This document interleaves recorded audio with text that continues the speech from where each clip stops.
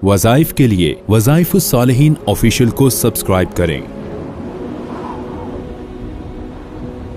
वज़ाइफुस्सालिहीन official.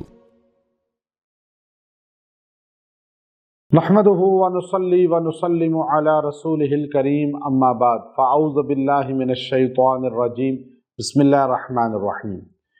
माह सफ़र की 10 तारीख का एक बड़ा ही बेहतरीन अमल आपको बताऊंगा।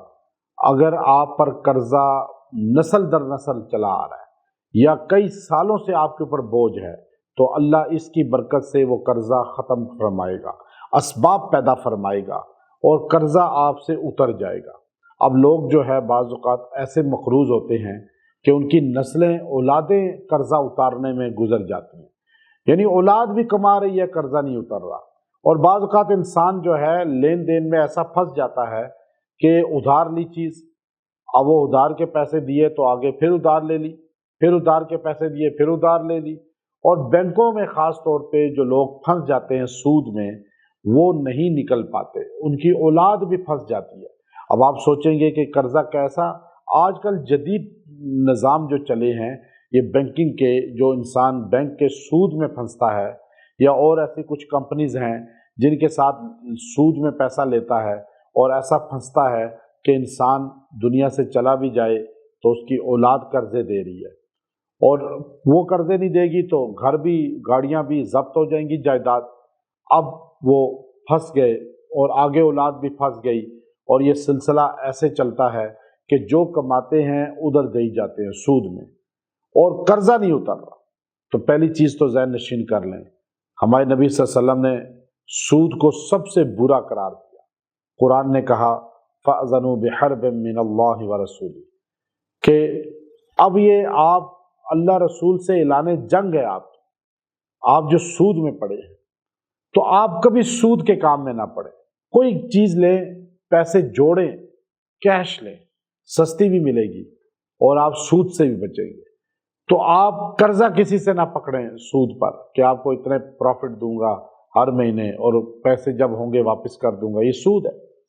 आप लेन देन करें तो लेन देन में भी आप जो है कोशिश करें कि अपनी ज़रूरत पूरी खाली करें। उधार ले लें किसी से, लेकिन सूद के कामों में ना पड़े। उधार लेकर फिर देने की नीयत कर लें, फिर उसको वापस करें। ये नहीं कि उधार लिया और गायब हो गए, वो तो आप बख्शे कभी नहीं जाएंगे अगर फोत भी हो गए। कर्जा माफ़ नहीं होता शहीद को भी। अब आप कर्जे में फंस चुके हैं, लेन देन में फंस चुके हैं और ऐसे शिकंजे में आ गए कि अब आप निकल नहीं रहे, या आपके वालिदैन से आप फंसे, अब आपको देने पड़ रहे हैं पैसे, तो आप ये वजीफ़ा करें, ये अमल करें। आप ये अमल करेंगे इंशाअल्लाह आपकी औलाद भी और आप भी कर्जे से निकल जाएंगे। ये माह सफ़र के ख़ास दिन हैं। इसके पहले हुर्मत के महीने गुजरे और इसके बाद रबीउल अव्वल का महीना जो बहार आ रही है। आप इस महीने में वज़ाइफ को करें, अल्लाह आपकी ज़िंदगी में आगे बहार ले आएगा। आप ख़ज़ा से निकल जाएंगे। ख़ज़ा का मौसम है आपकी ज़िंदगी में, अभी आप ख़ज़ा में हैं, लेकिन ये वजीफ़ा आपको बहार में ले आएगा। आपकी ज़िंदगी में बहार आ जाएगी, और बहार आती है अल्लाह रसूल की अताअत करने से। जो दिल सुन्नत से महरूम है, जो जिस्म इत्तबाए सुन्नत से महरूम है, जो घर इत्तबाए सुन्नत से महरूम है, वो बहार नहीं ख़ज़ा में है। वह बहार नहीं आ सकती जल्दी, ख़ज़ा ही रहेगी। आप ख़ज़ा से निकलना चाहते हैं तो आ जाए, मोहम्मद अरबी सल्लल्लाहु अलैहि वसल्लम की ग़ुलामी करें, अताअत करें, इत्तबाए सुन्नत पे आ जाएं, और अपने कर्ज़ों को ख़त्म करने के लिए दर नबवी पे जाके और हुजूर की अदाओं को, सुन्नत को समझें कि किस तरह आप अलैहिस्सलाम ने दुआएं की हैं। अब कुरान पाक के अंदर बहुत सी दुआएं आई हैं। अब अल्लाह के ये नाम मैं आपको जो बता रहा हूँ ये बड़े ख़ास है, ये दुआओं को कबूलियत का दर्जा देते हैं। आपने या फत्ताह, या मुइज़्ज़ु, या वहाब, ये 313 बार पढ़ के दुआ करनी है।